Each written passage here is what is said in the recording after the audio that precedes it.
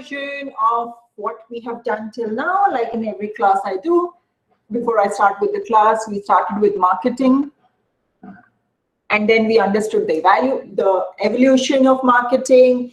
We went ahead and understood the macro and the micro environment, the segmentation, targeting, and positioning. However, we still didn't know that how do we understand the needs of the consumer. So we understood perception, we understood learning, we understood motivation. And after understanding all that, we wanted to know that how all this affects the decision-making process of the consumer. So yesterday we understood the 5-step decision-making process, which was need, then information search, evaluation, purchase, and post-purchase. And the example we took yesterday, we discussed about mobile yesterday. However, I was expecting a question yesterday which didn't really come. Nobody asked me that is this decision-making process the same for all products, brands, and services? I mean, is it the same 5-step process which goes on? Because I had made this statement in the class that the process remains the same irrespective of which brand, product, or service you buy. So, I mean, as a student, I would have asked, so you mean to say the process remains the same whether I'm buying a glucose biscuit versus buying a car? Surprise, yes. But you know what differs? I said the process remains the same. I didn't say the percentage remains the same. What does it mean? You still have a need. However, the amount of information that you will gather before buying a car would be greatly different from the information that you would gather before buying a glucose biscuit. Maybe you would not gather any information except for the fact that is it available in shop A or is it available in shop B? Maybe. That's all. Similarly, evaluate the choices. I mean, the amount of time you will spend, the amount of effort you will undertake in evaluating the choices before buying a car would be huge as compared to buying a biscuit. I mean, maybe, so here is Parle-G, maybe you will have some another brand and you will take most probably 30 seconds or 15 seconds and saying, hey, I want this or I want this. That's it. You evaluate it then and there.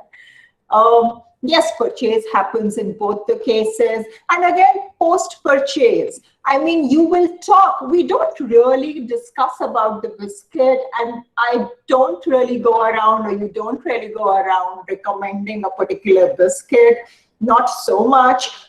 But car, yes, I mean, you talk about the car. Hey, this is good or this is not good. You know what they had written is not true, or what they had written was true. So the post-purchase evaluation that happens again for a car is far more than what happens for a biscuit. And you know why this happens? Because just go back to the previous classes. Remember, we had spoken about something called perceived risk. What is perceived risk? Perceived risk is the risk perceived, is a risk that the customer thinks exists when he's buying a product, brand, or service. The risk may or may not exist. Remember, I mean, the world does not run on reality. The world runs on what you and I think is reality. And therefore, perceive the risk may or may not exist. But if the customer thinks that the risk exists, it exists. And that's what we as marketing people have to take care. We have to ensure that his risk is eliminated. He is given information, he's taken care of so that he does not see any perceived risk. Coming back to how is it related to biscuit and cars, the perceived risk that as a consumer I have in buying the biscuit is far, far less as compared to the perceived risk I have when I am buying a car. More the perceived risk, more information I need. More the perceived risk, more assurances I need that I am on the right path. Less the perceived risk, I am more willing to take risk. Less the perceived risk, I'm absolutely okay to take a risk and move on even if it fails. So the decision-making process is affected by what we call the perceived risk, and therefore what we have are products called low involvement and high involvement products. So products which we call as low involvement products, there my perceived risk is very, very less. On the other hand, high involvement products, the perceived risk is very, very high. And thus, while this glucose biscuit is a low involvement product, the car is a very, very high involvement product, right? And as I said, so what happens to the decision-making process? It remains. It remains. So look at this one on my left side. Though for a car, I will feel a need. I will gather a lot of information. I will evaluate. I will spend considerable time and effort in evaluating those options. The purchase happens, and yes, we spend considerable time in post-purchase also, depending on whether we are happy or unhappy, especially if we are unhappy. On the other hand, to my right, look at the same decision-making process. However, can you see that the information box is now small, the evaluation box is now small, because this is for a low involvement product. I don't need so much information. I will not waste my time and effort in gathering information for something which is very low involvement for me or which is routine for me. Similarly, I am not going to spend too much time in evaluating. And again, post-purchase evaluation, not really interested. I don't have time. I mean, I just bought this product. We consumed that product, brand, and service, and we move on. But then the way I promote low involvement versus high involvement will absolutely change, because these belong to two different categories. And for that, then how do I promote? How do I make the difference? How do I understand the need of the customer? And how do I address that need of the customer for a low involvement product versus a high involvement product? I need to understand our brain. As I told you, we marketing people, we are all rounders. We understand psychology sometimes. We understand medical terminology also. We go ahead, we'll understand finance and accounts also. We have to understand HR also. But right now, some medical terminology. So let's understand our little brain. They say that brain has, if you divide the brain in very simple words, left part of the brain and right side of the brain. Now, the left side of the brain is that logical side. It likes facts. It's the rational side. It thinks. It asks questions, why, and it needs logic before it takes a decision.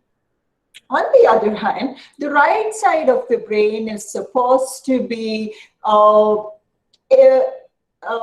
it's not a rational side, it's an emotional side.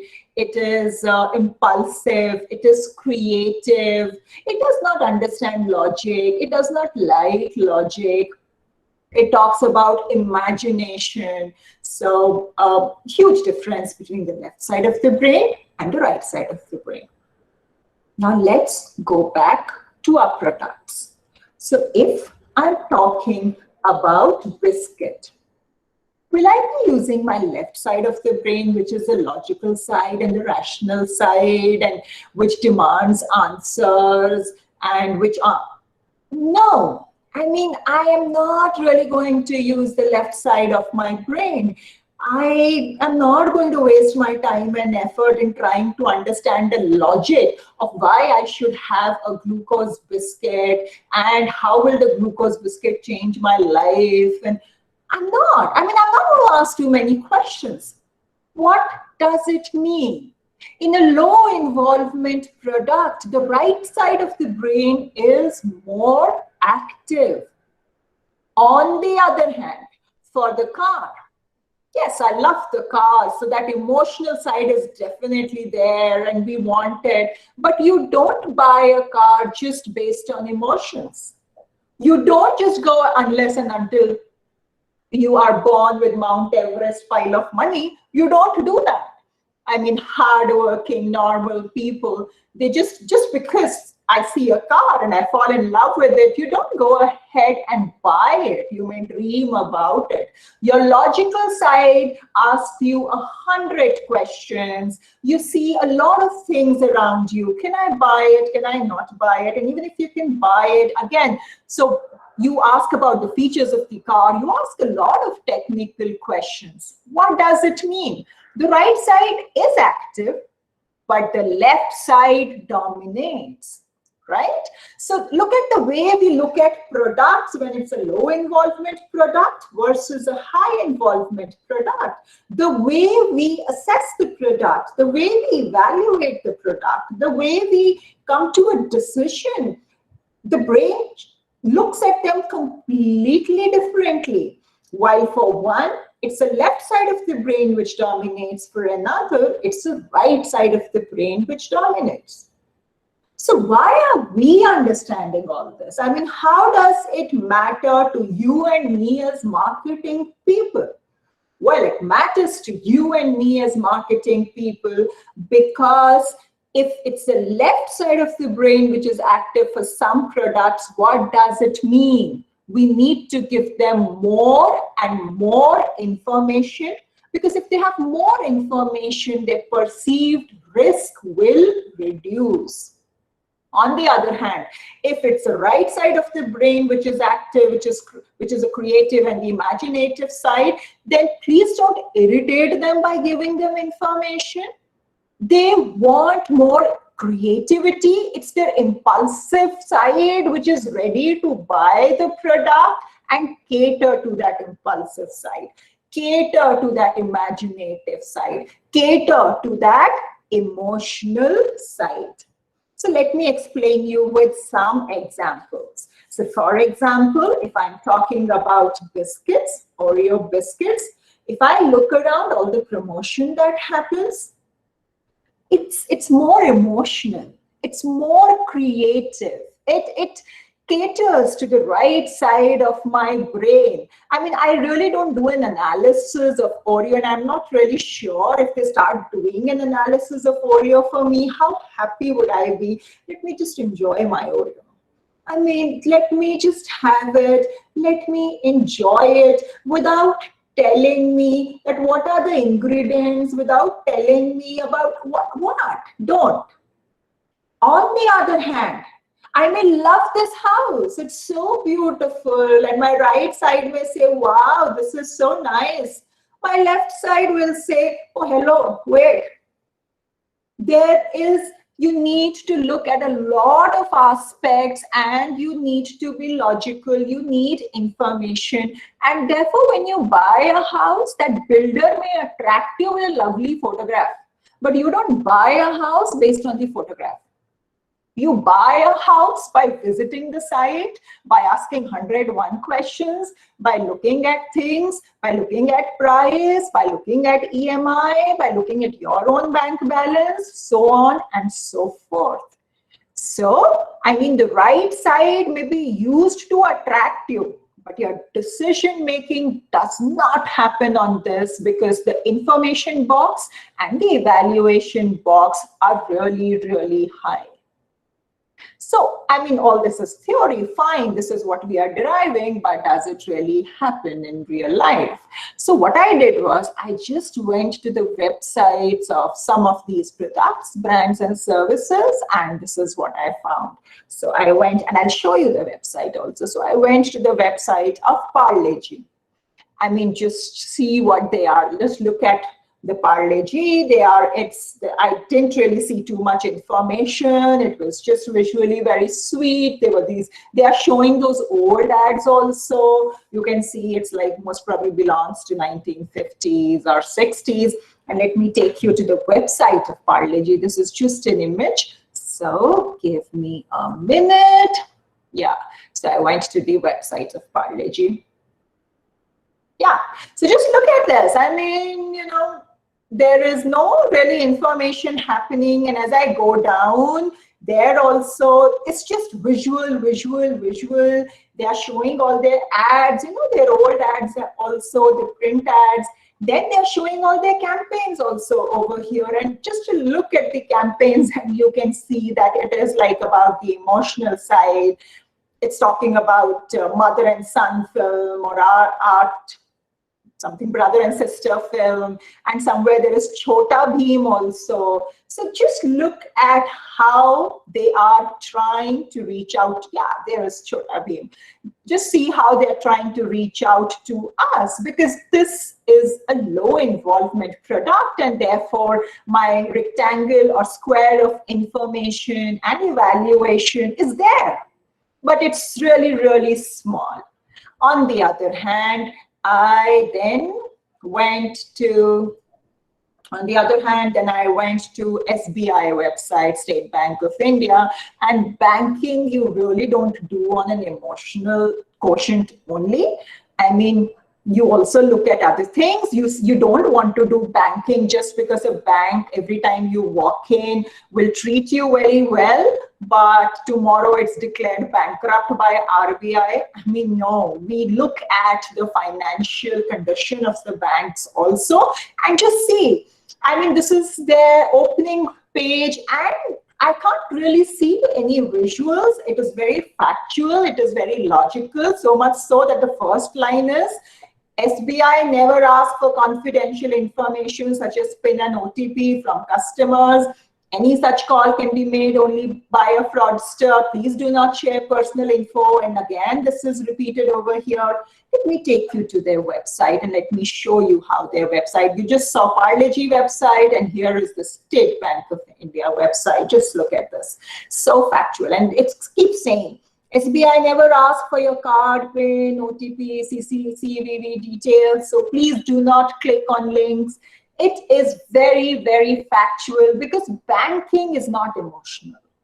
It's your hard-earned money. It's that money for which you work day in and day out. It's your security. It's your safety. And therefore, this is something very serious in life. And you don't just join a bank because it is good looking. You join a bank because it gives you that safety and security, and their website also. So it's giving you that lot of information. Look at this.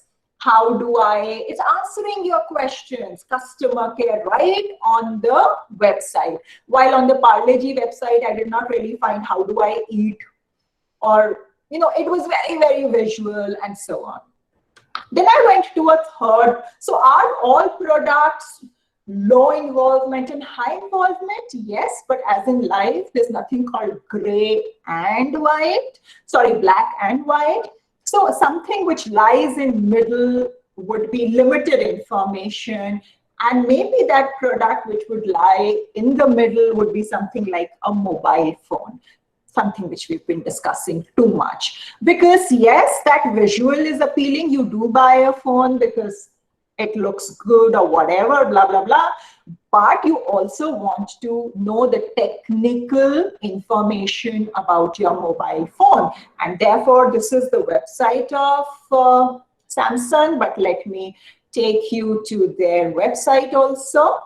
So this is State Bank of India, and this is the Samsung website. Yeah, so the website starts here. Let me just reload it. Yeah, so look at this. I mean, the first page is, so visually it shows you the phone, the good looking phone, so on and so forth. But that's not the only reason why we buy. Yes, this affects, but you also want to know other details, and that's what they have done. As you go down, they give you other details also, and they say learn more. So they show you the photograph and then they give you details and they say buy now and learn more and so on and so forth. And look at how much information is here. So you want so much memory, what kind of a camera you want, what are the price you are looking at, so on and so forth, right? So what has happened? I mean the decision, yeah. So as I said, what happens, the decision-making process remains the same.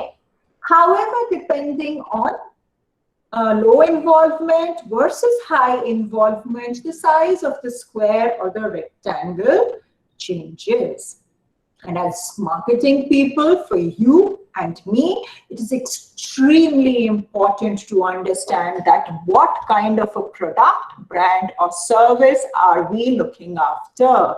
Is it a low involvement or is it a high involvement? Because if it's a low involvement, then the right side of the brain gets active and you have to cater to the customer in a more creative and imaginative manner, rather than if it's a high involvement. It's good if you're creative. Yes, that will catch the attention of the consumer, because remember, for perception, the first step is that you need to be selected. So yes, it will catch the attention of the consumer.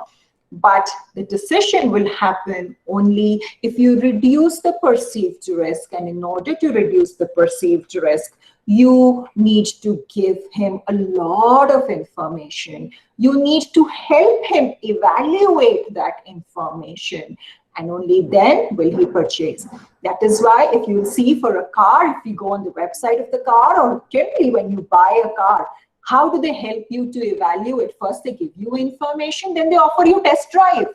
Why? Because they are helping you to evaluate. They are reducing your perceived risk. While for a glucose, it doesn't really happen. I mean, in the sense, nobody says, hey, try this, and then they buy the pack.